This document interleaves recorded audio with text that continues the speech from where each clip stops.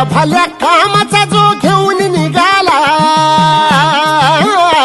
हा चेंडा भल्या कामाचा जो घेऊन निघाला, अरे काट कुट वाट मंदी बोचती त्याला, रगत निघल तरी बी हसल शाबास केची, रगत निघल तरी बी हसल शाबास केची.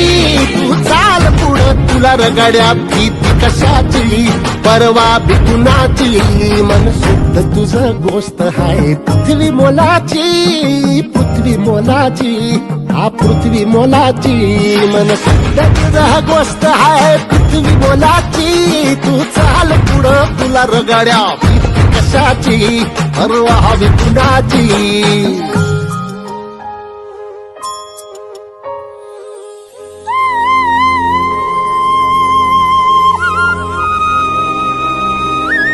पाच वाजले ऐका मारू द्या, आम्ही मेलो तरी एखादं.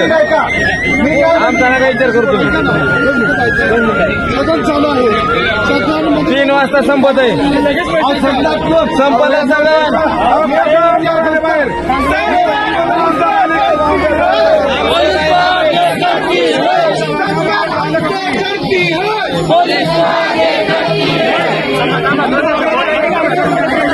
फुलावाने घाव बिखाई, घाव बिखाई.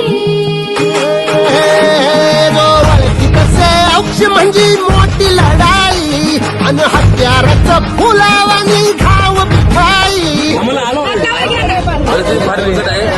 वाळला कांदा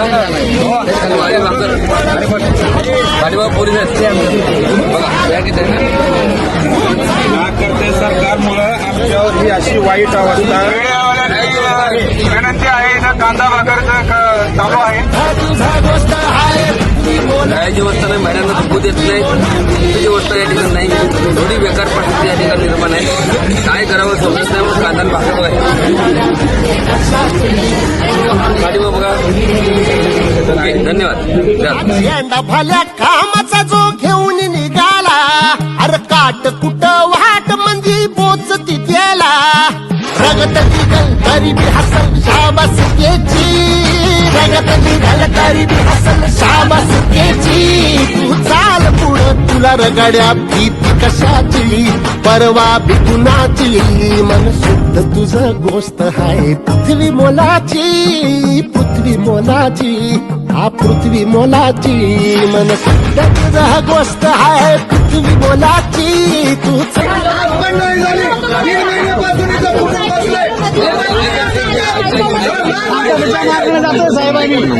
गोष्ट पुढे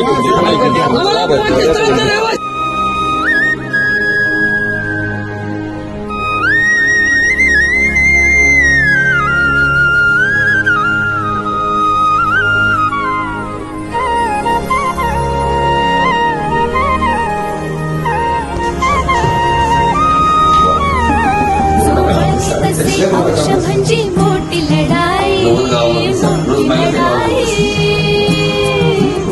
असे गाव नाही फुलावाने घाव बिखाई. पूर्वीचे परंपरेचे माणसं म्हणतात